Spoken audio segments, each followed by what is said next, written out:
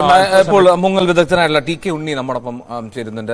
ശ്രീ ഉണ്ണി, ഇപ്പോൾ ആ ഗംഗാവലിയിലെ ഒഴുക്ക് നിയന്ത്രണത്തിലാണ്. അത് അടിയൊഴുക്ക് അതിരൂക്ഷമല്ല എങ്കിൽ പോലും നമുക്കവിടെ തെരച്ചിൽ എത്രത്തോളം സാധ്യമാണ് എന്നുള്ളത് ഇനിയും കണ്ടു തന്നെ അറിയണം. എന്താണ് താങ്കൾക്ക് തോന്നുന്നത്? ഇപ്പോൾ ഏറ്റവും അനുയോജ്യമായിട്ടുള്ള സമയമല്ലേ? തീർച്ചയായും. Good morning. ഞാൻ എന്റെ ആദ്യത്തെ ചർച്ചയിൽ തന്നെ ഒരു കാര്യം വിശദീകരിച്ചിരുന്നു.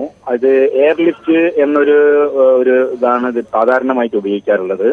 നമ്മളിപ്പോ ഈ ഒബ്ജക്റ്റ് കണ്ടുപിടിച്ചിരിക്കുന്നത് 3 മീറ്റർ താഴെ എന്നാണല്ലോ അവർ രേഖപ്പെടുത്തിയിരിക്കുന്നത്.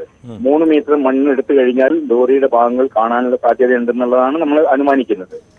അപ്പോൾ അവർ ആദ്യമായിട്ട് ചെയ്യേണ്ടത് എയർലിഫ്റ്റ്, മഡ് ലിഫ്റ്റിംഗ് എന്നാണ് പറയുന്നത്. മഡ് എടുത്ത് പുറത്തേക്ക് എറിയുന്ന ഒരു സംവിധാനം.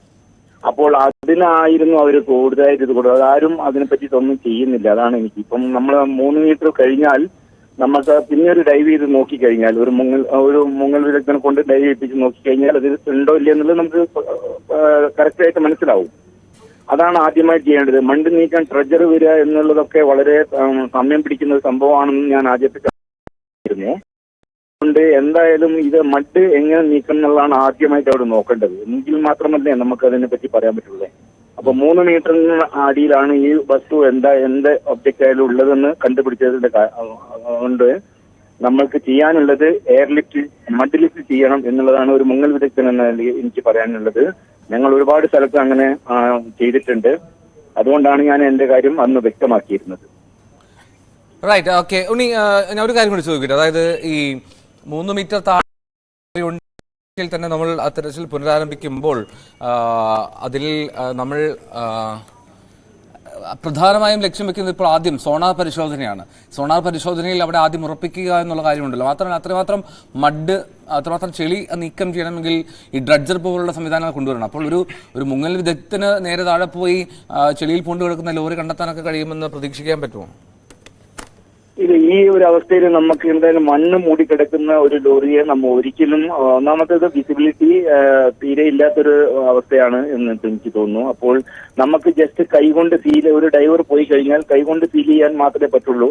അപ്പൊ പാറക്കഷ്ണങ്ങളും മണ്ണും ഒക്കെ ഉണ്ടാകുമ്പോൾ അതുകൊണ്ട് പ്രത്യേകമായിട്ട് നമുക്ക് പെട്ടെന്ന് കണ്ടുപിടിക്കാൻ ബുദ്ധിമുട്ടുണ്ട്. ഈ മഡ് ലിഫ്റ്റ് ചെയ്തുകൊണ്ട് താഴോട്ട് പോവാണ്. വളരെ സിമ്പിൾ ആണല്ലോ, 3 മീറ്റർ അല്ലേ വരുന്നുള്ളൂ. അപ്പൊ ഒരു 2-3 എയർലിഫ്റ്റ് ഹോസ് വെച്ചിട്ട് മഡ് പുറത്തേക്ക് വലിച്ചെറിഞ്ഞു കഴിഞ്ഞാൽ നമുക്ക് ചെക്ക് ചെയ്യാൻ എളുപ്പമായിരിക്കും എന്നുള്ളതാണ് എന്റെ ഒരു ഡൈവിംഗ് ഇതിൽ എനിക്ക് മെഷീനറീസ് ആണ് വേണ്ടത്.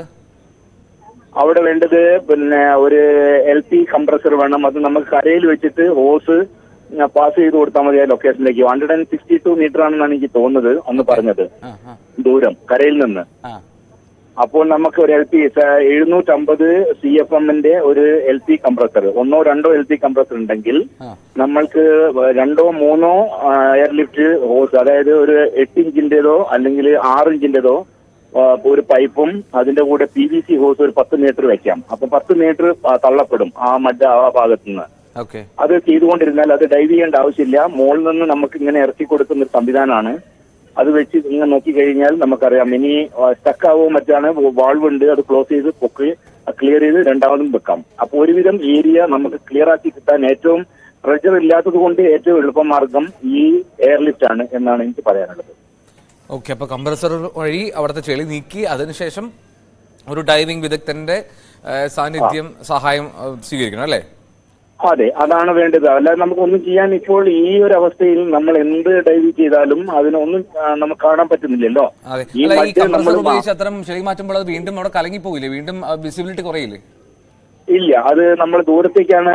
നമ്മൾ 10 മീറ്റർ ഒഴുക്കിന് അനുകൂലമായിട്ടാണ് പുറന്തള്ളേണ്ടത്. ആ ഹോസ് 10 മീറ്റർ PVC ഹോസ്, ഇതിനോട് കണക്ട് ചെയ്യുന്ന PVC ഹോസ് ആയിരിക്കും. ഇത് മുകളിൽ ഒരു ഇരുമ്പിന്റെ ഒരു കുഴലാണ് ഉണ്ടാവുക.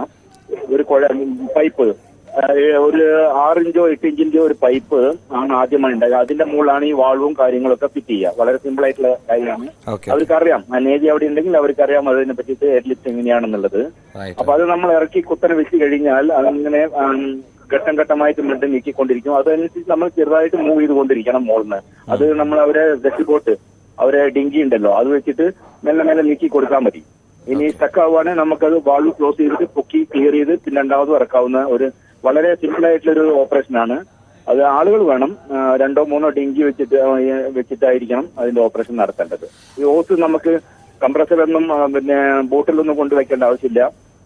നമ്മൾ കരയിൽ വെച്ചിട്ട് അവിടുന്ന് ഒരു കയറ് കെട്ടിയിട്ടോ അല്ലെങ്കിൽ ഓസ് വെള്ളത്തിൽ കൂടി കൊടുക്കാവുന്നതാണ്. 162 മീറ്റർ ഉള്ളത് കൊണ്ട് ഒരു 200 മീറ്ററിന്റെ ഓസ് ഉണ്ടെങ്കിൽ വളരെ സിമ്പിൾ ആയിട്ട് ചെയ്യാവുന്നതാണ്. 3 മീറ്റർ നമ്മൾ നോക്കിക്കഴിഞ്ഞാൽ 3-4 മീറ്ററിന്റെ എടുക്കുമ്പോൾ നമുക്കൊന്ന് ചെക്ക് ചെയ്താൽ മതി.